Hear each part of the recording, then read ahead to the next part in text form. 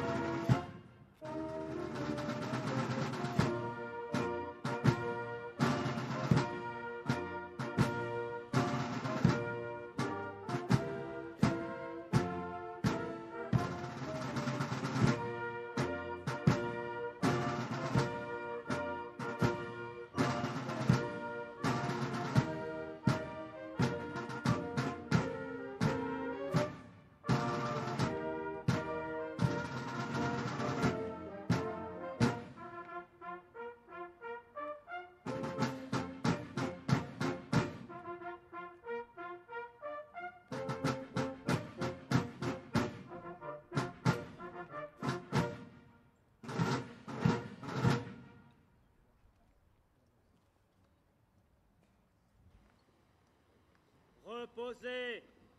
Armes.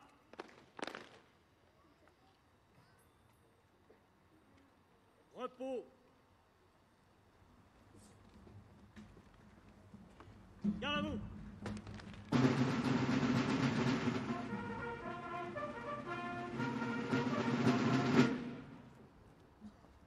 Drapeau du premier étranger. Sans votre garde, gagnez votre emplacement.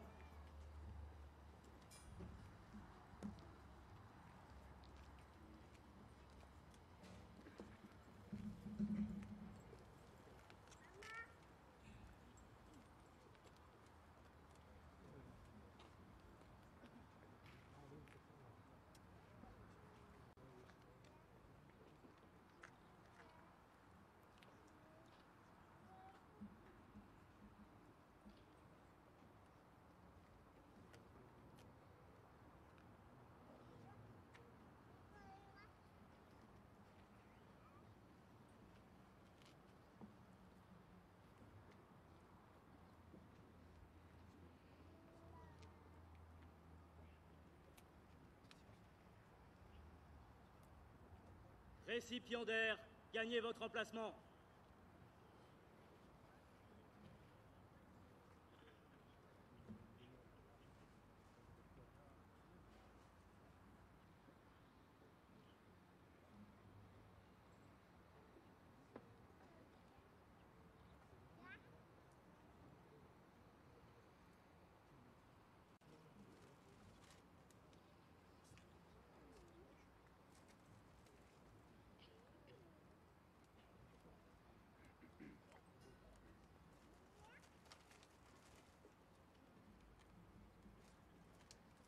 Présentez.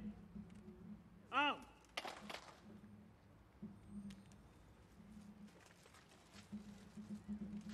Ouvrez le banc.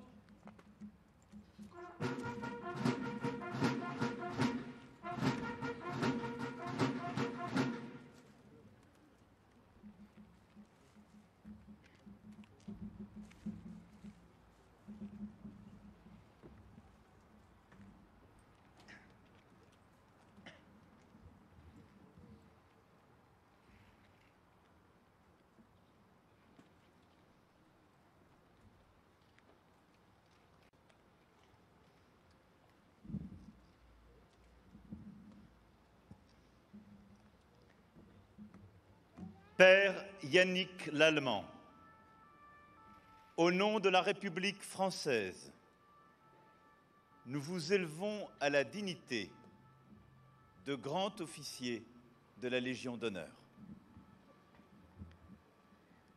Légionnaire d'honneur, le père Yannick Lallemand est titulaire de 4 citations portant attribution de la Croix de la valeur militaire.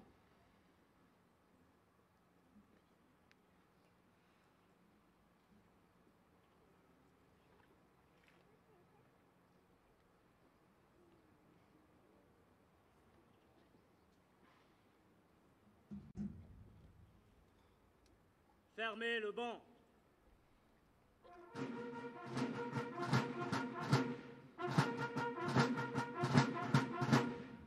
Reposez. Armes. Portez. Armes. Ouvrez le banc.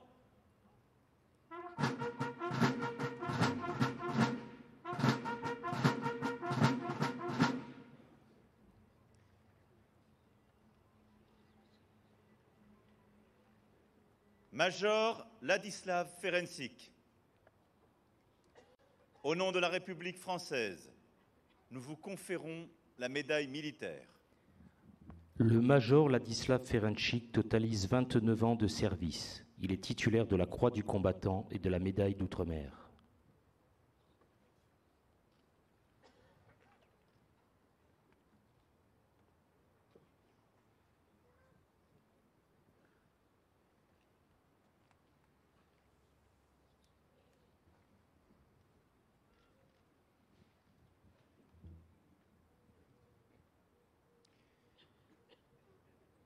Adjudant-chef Benjamin Sabert, au nom de la République française, nous vous conférons la médaille militaire. L'adjudant-chef Benjamin Saber totalise 32 ans de service. Il est titulaire de la Croix du combattant et de la médaille d'outre-mer.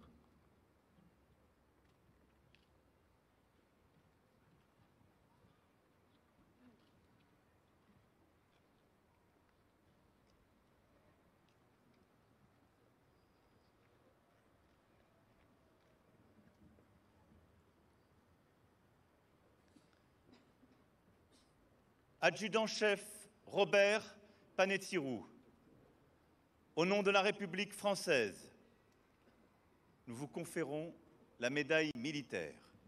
L'adjudant-chef Robert Pantirou totalise 28 ans de service. Il est titulaire d'une citation à l'ordre de la brigade avec attribution de la médaille d'or de la défense nationale.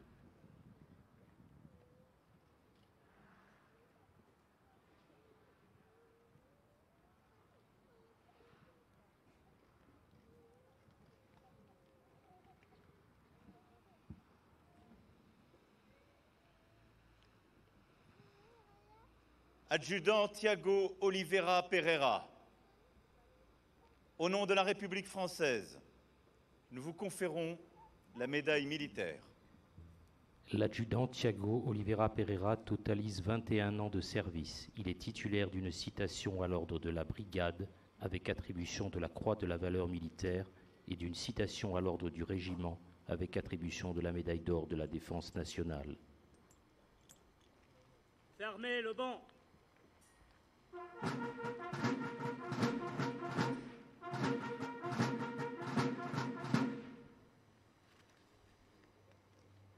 Reposez.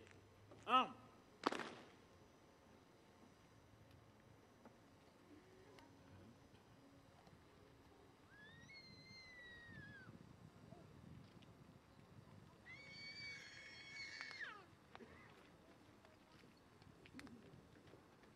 Membres de l'ordre et médaillés, rejoignez les rangs.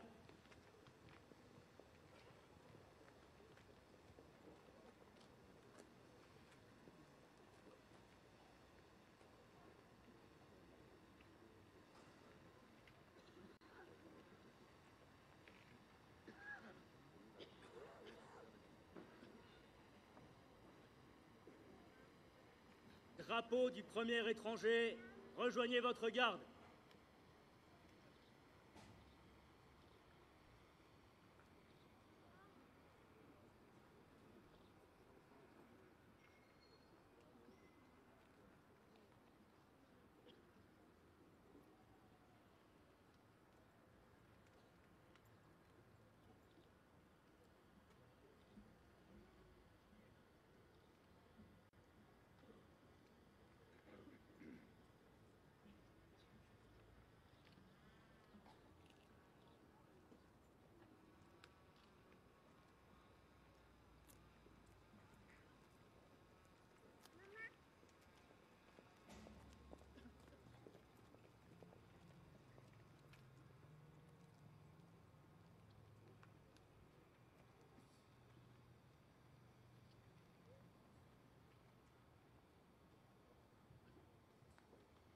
Repos. Les engagés volontaires de la 2e section de la 2e compagnie du 4e régiment étranger vont maintenant entrer de plein pied dans la famille légionnaire. Garde à vous.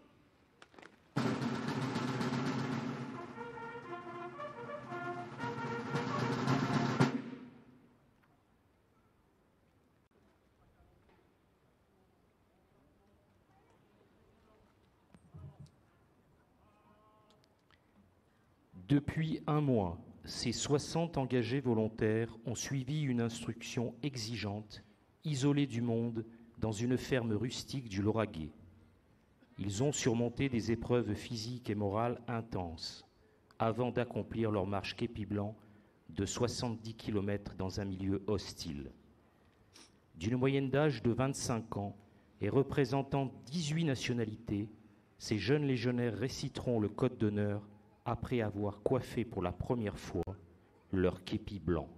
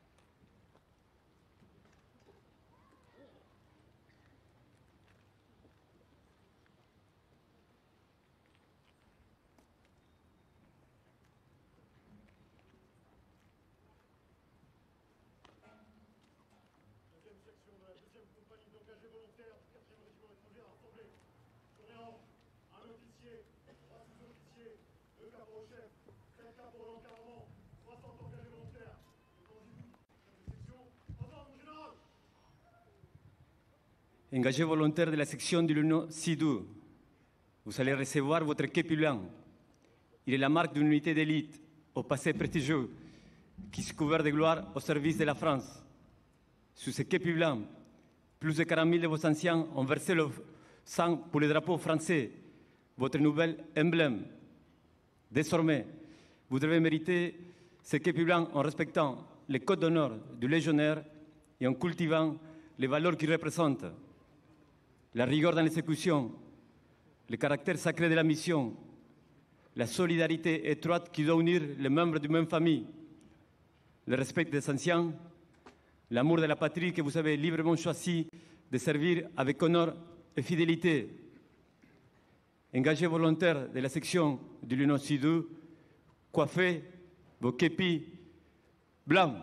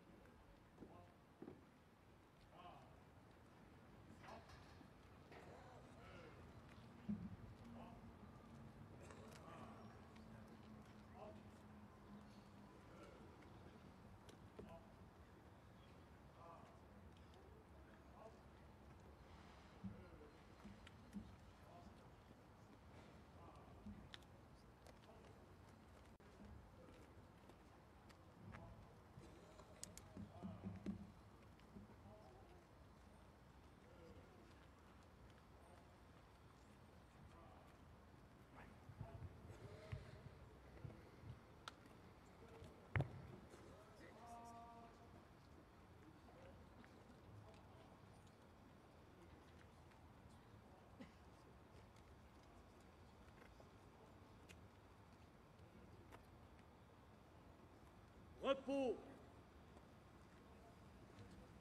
Allez!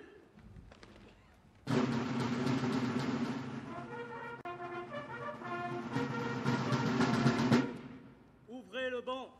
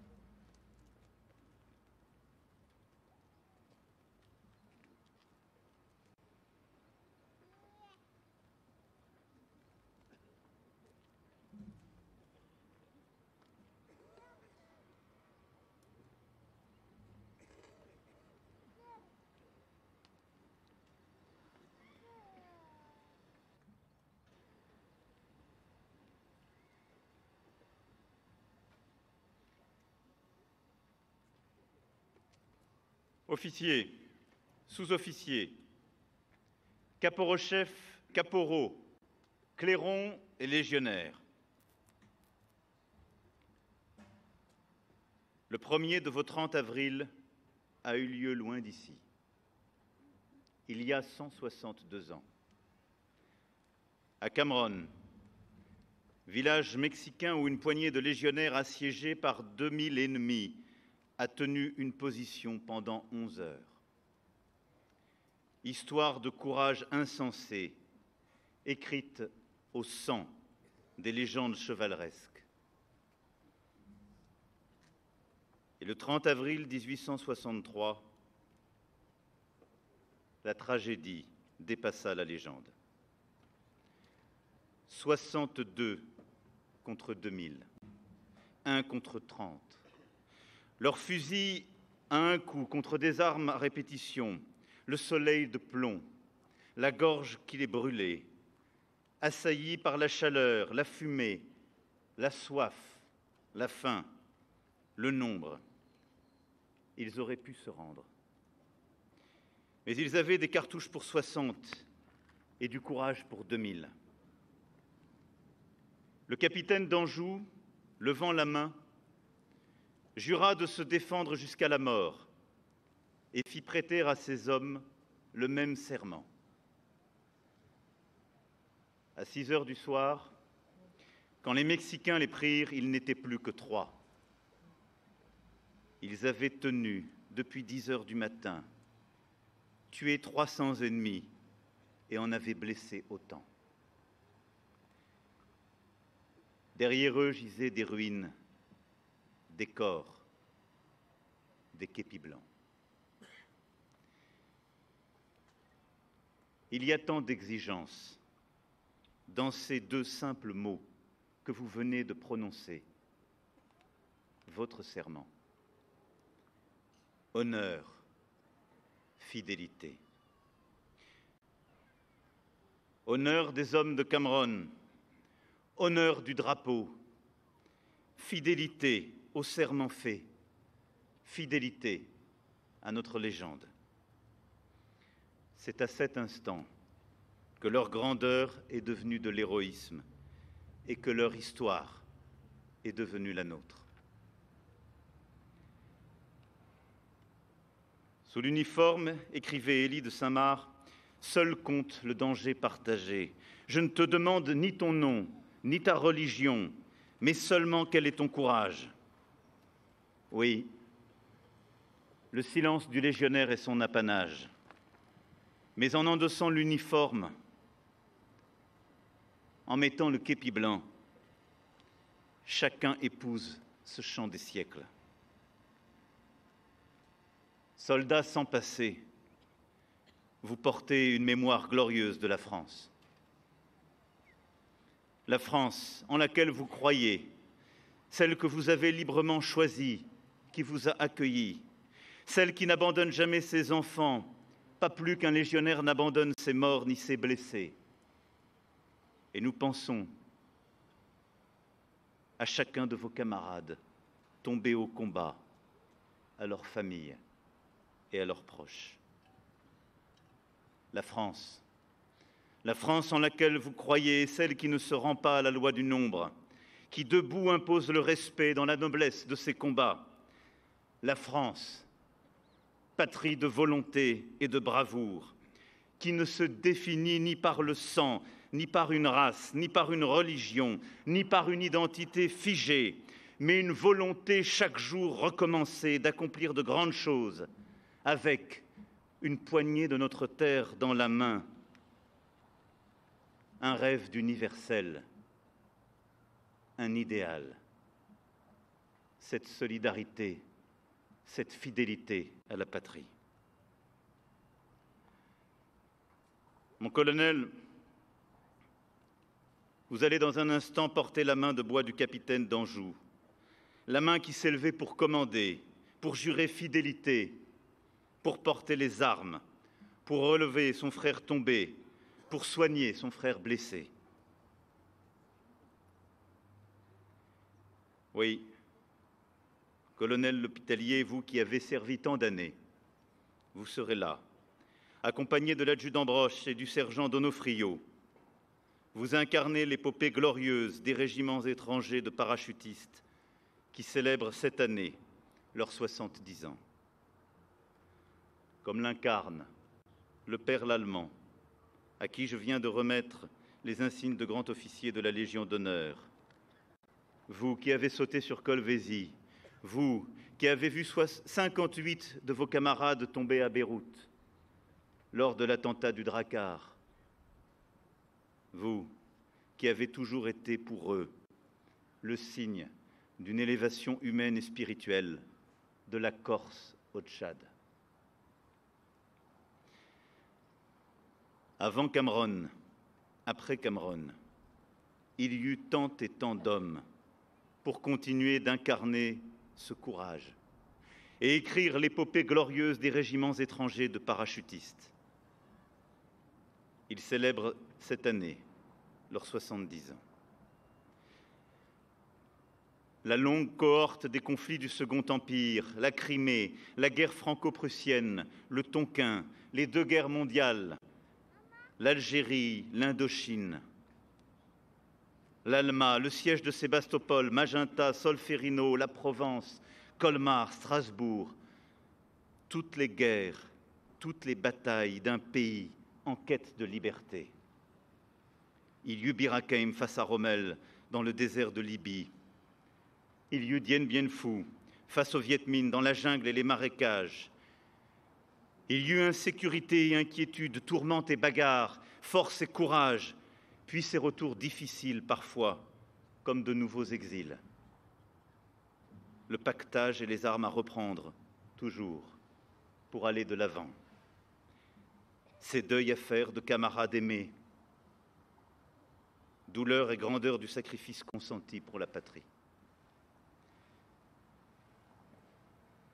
Dans une semaine, le 8 mai au soir, je me tiendrai sous l'Arc de Triomphe, face à la tombe du soldat inconnu, pour commémorer la fin de la Seconde Guerre mondiale. Là, je penserai aux 40 000 légionnaires tombés depuis 150 ans pour notre pays. Là, je penserai à ce soldat inconnu qui peut-être était l'un des vôtres, votre frère, non par le sang reçu, mais par le sang versé.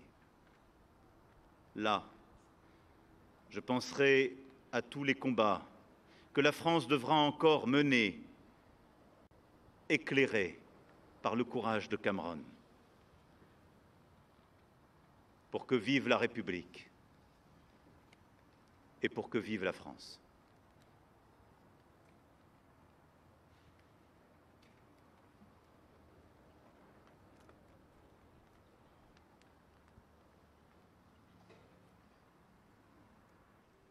Fermez le banc.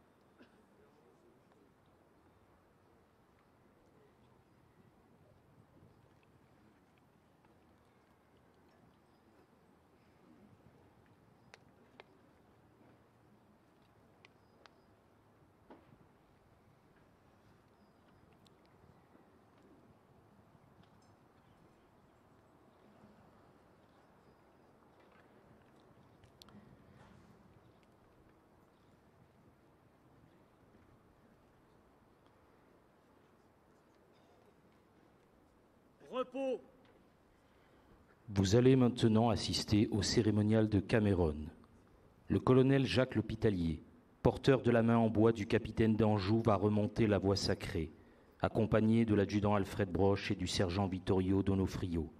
Ils seront escortés par les pionniers du premier étranger aux ordres de l'adjudant-chef Jean-Sébastien Feulé.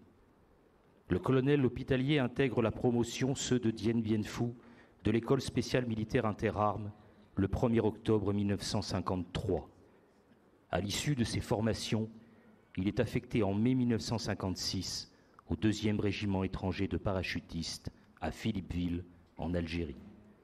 Remarquable chef de guerre, il est cité à plusieurs reprises, ce qui lui vaut d'être nommé chevalier de la Légion d'honneur à l'âge de 27 ans. Après la guerre d'Algérie, il poursuit sa carrière en Asie, puis dans différentes affectations en France et en Allemagne.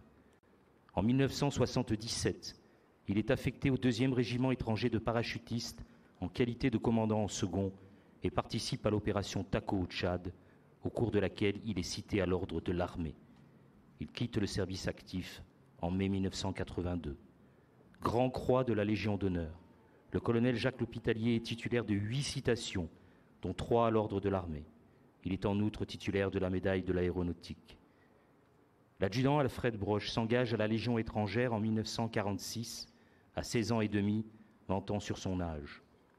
Il sert dans un premier temps à la 4e demi-brigade de Légion étrangère et au 1er régiment étranger d'infanterie, avant d'être projeté en Extrême-Orient, où il totalisera plus de 4 années en Indochine, au sein des bataillons étrangers de parachutistes, dans les rangs desquels il sera blessé. De retour en Algérie, il rejoint le 1er régiment étranger de parachutistes et participe à l'expédition de Suez, avant de rejoindre le 1er régiment étranger à Sidi Bel Abbès. Il quitte la Légion en 1962 et poursuit sa carrière militaire en Allemagne et en France jusqu'à sa radiation des cadres en 1967. Chevalier de la Légion d'honneur, médaillé militaire et chevalier dans l'Ordre national du mérite, l'adjudant Broche est titulaire de 2 citations à l'ordre de la division, avec attribution de la Croix de guerre des théâtres d'opérations extérieures. Le sergent Vittorio Donofrio s'engage à la Légion étrangère en décembre 1957 et rejoint le 1er régiment étranger de parachutistes à Zeralda. De toutes les missions de son unité, il mérite en 2 ans et demi 4 citations pour des actions particulièrement audacieuses, dont une où il est blessé sérieusement. En 1961, il rejoint la 4e compagnie saharienne portée de Légion étrangère avant de terminer son contrat au sein du 5e régiment étranger d'infanterie.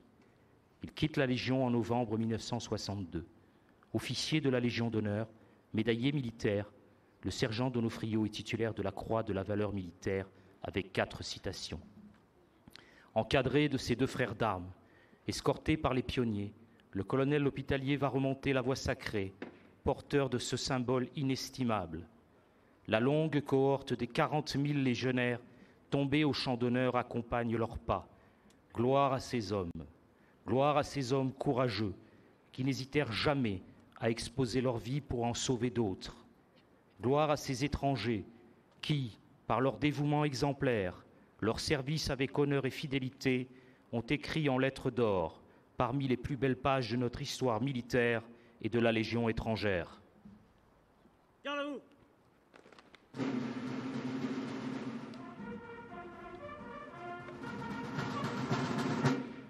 Présentez. Armes.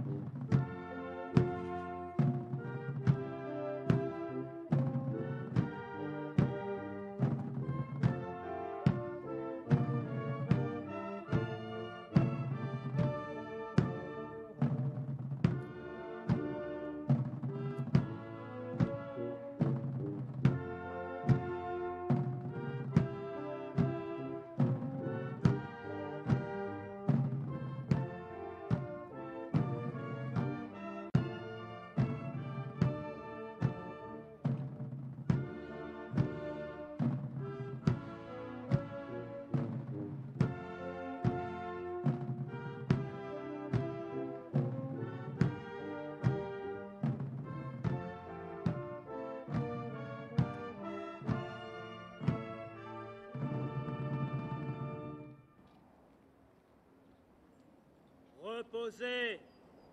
Armes. Repos. Le lieutenant Gabriel Bondard va prononcer le récit du combat de Cameron. Garde à vous.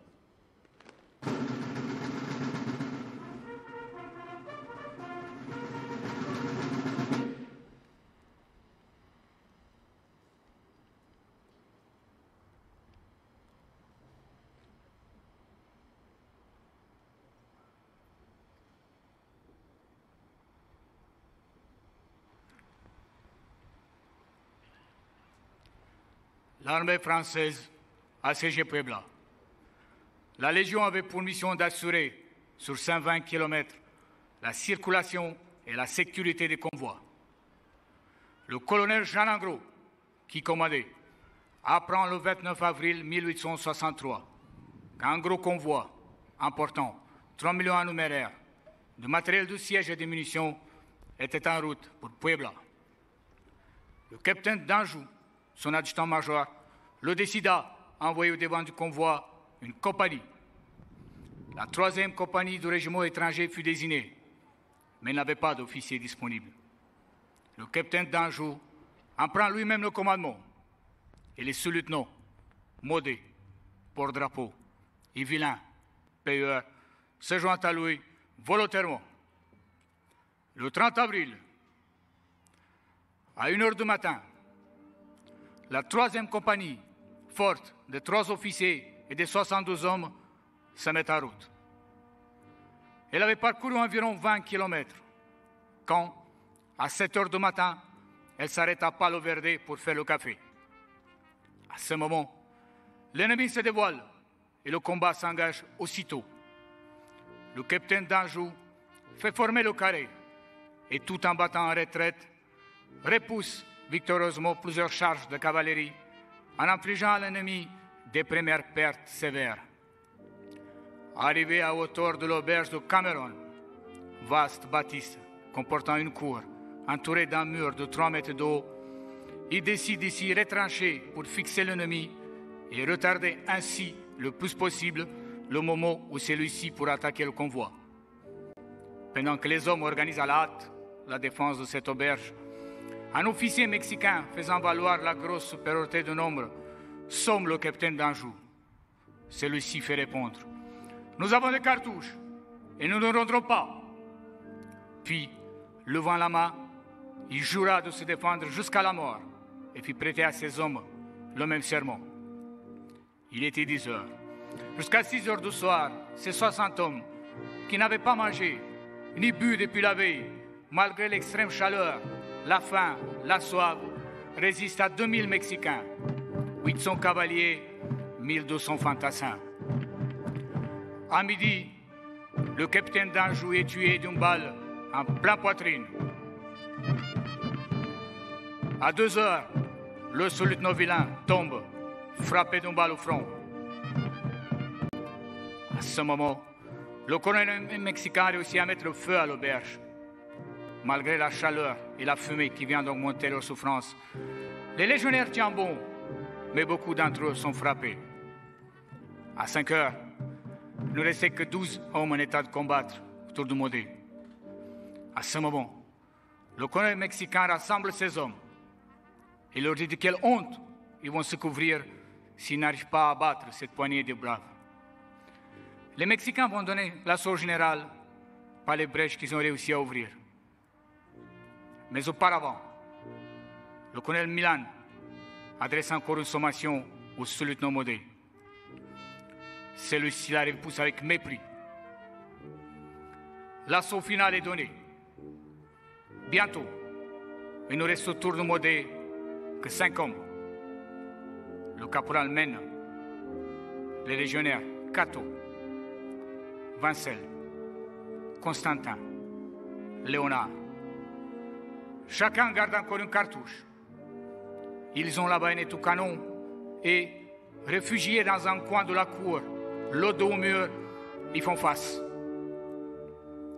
À un signal, ils déchargent le fusil à bout portant sur l'ennemi et se précipite sur lui à la baïonnette. Le sous-lieutenant Maudet et 2 légionnaires tombent, frappés à mort. Mais ses 2 camarades vont être massacrés. Quand un officier mexicain se précipite sur eux et les sauve, il leur crie « Rendez-vous! Nous nous rendons si vous nous promettez de relever et de soigner nos blessés. Et si vous laissez nos armes, leur baïonnette reste menaçante. On ne refuse rien à des hommes comme vous, répond l'officier. Les 60 hommes du capitaine d'Anjou ont tenu jusqu'au bout leur serment. Pendant 11 heures, ils ont résisté à 2000 ennemis, en ont tué 300 et blessé autant. Ils ont, par le sacrifice, en sauvant le convoi, rempli la mission qui leur avait été confiée. L'empereur Napoléon III décida que le nom du Cameroun serait transcrit sur le drapeau du régiment étranger et que de plus, les noms d'Anjou, Vilain et Maudet seraient gravés en lettres d'or sur les murs des Invalides à Paris.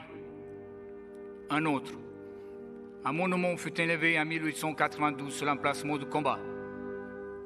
Il porte l'inscription. Présentez armes. Ils furent ici, mois de 60, opposés à toute une armée. Sa masse les écrasa. La vie, plutôt que le courage, abandonna ses soldats français le 30 avril 1863. À leur mémoire, la patrie reconnaissante éleva ce monument. Depuis lors, lorsque les troupes mexicaines passent devant le monument, elles présentent les armes.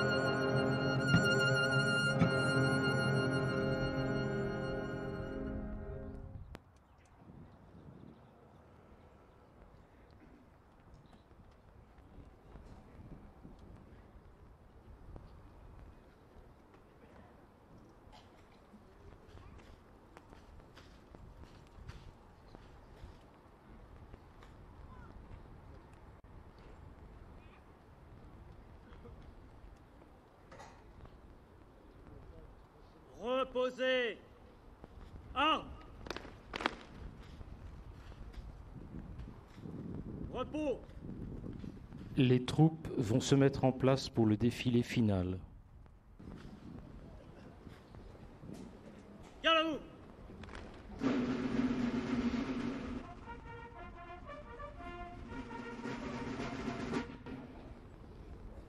Disposition préparatoire au défilé.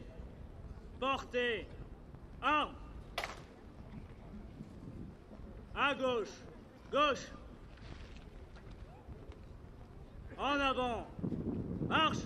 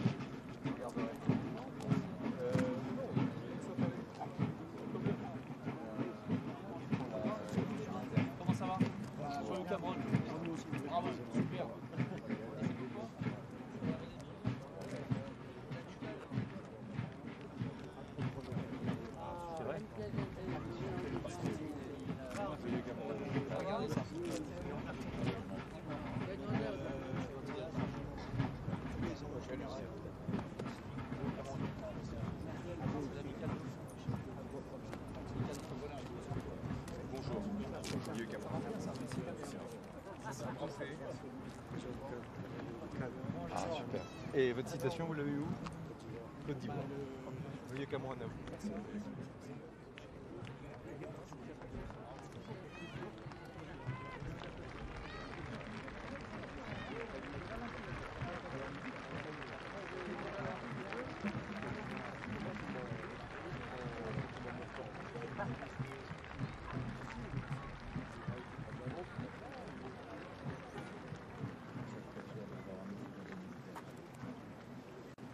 Merci beaucoup.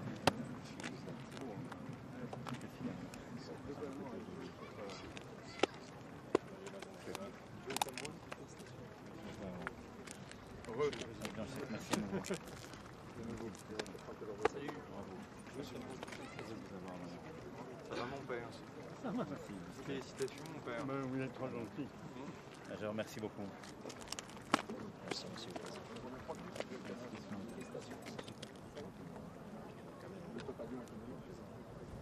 Monsieur le Président, merci pour ces mots délicats que vous avez dit. Merci pour tout ce que vous avez fait. Nous honneurs Et autres. Mais vraiment, ça doit beaucoup. La Légion, son histoire, mais aussi les aumôneries.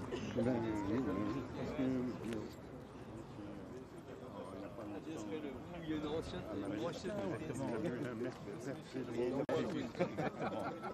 Mais les padrés des armées jouent un rôle important aussi. Merci de m'avoir élevé à la dignité de contre-officier, moi pauvre petit curé. Non. Gardien des âmes et du cœur. Mon père, Monsieur le ministre, pour revoir encore. c'est trop Je veux que le gentil. président vous ait décoré. Ça fait plaisir. Comme Je voulais dire le président pour tous les aumôniers militaires à travers. Oh là là là. Si. Ça me gêne. Mais non.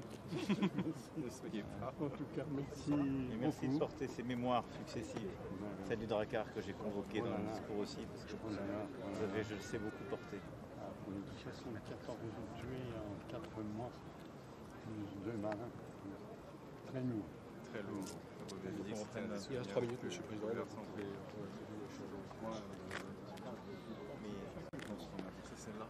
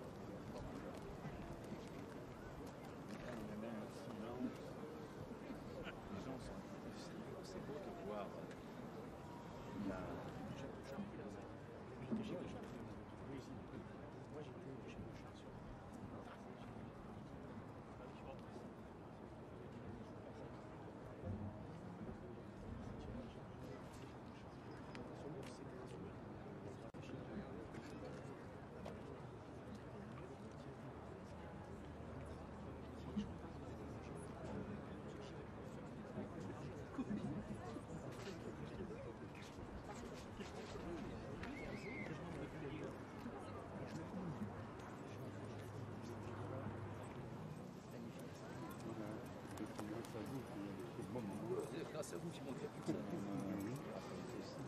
Grâce à vous. Je pense que le père allemand, c'est celui qui a fait le plus des marches Képi Blanc, parce qu'en fait, avant de recevoir le Képi Blanc, au bout des 4 semaines, il faut une marche d'une centaine de kilomètres. Et le père allemand, il était au 4e heure.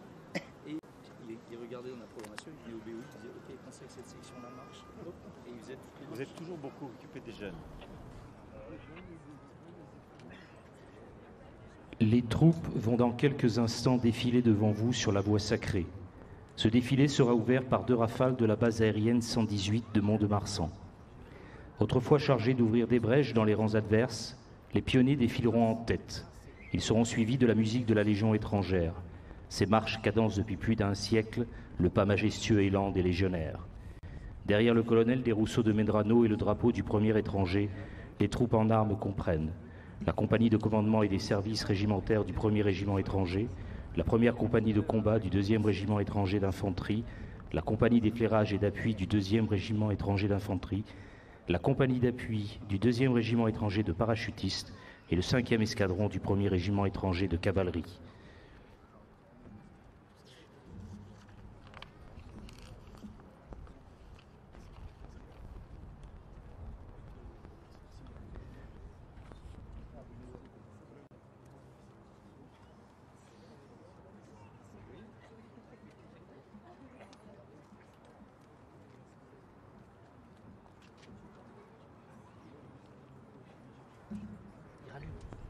rallume.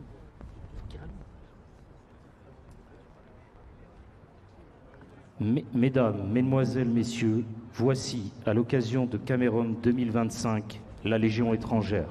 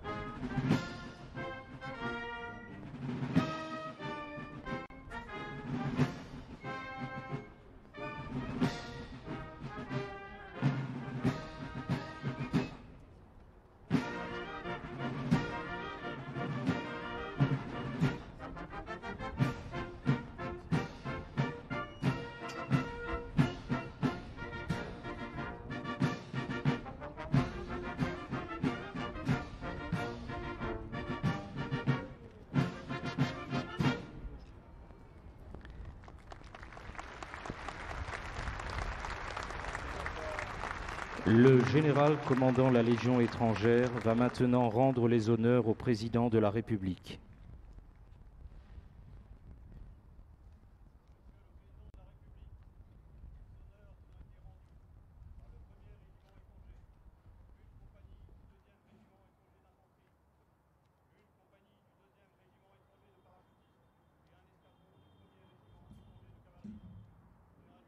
Commandant la Légion étrangère, à vos ordres, Monsieur le Président.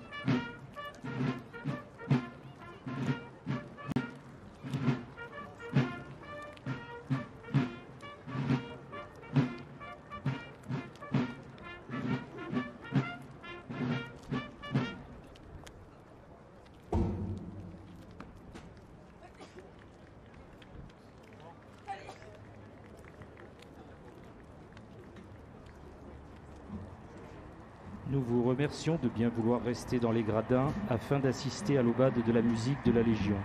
À l'issue, nous vous indiquerons le moment où vous pourrez rejoindre la kermesse et vous pourrez vous restaurer et vous rafraîchir.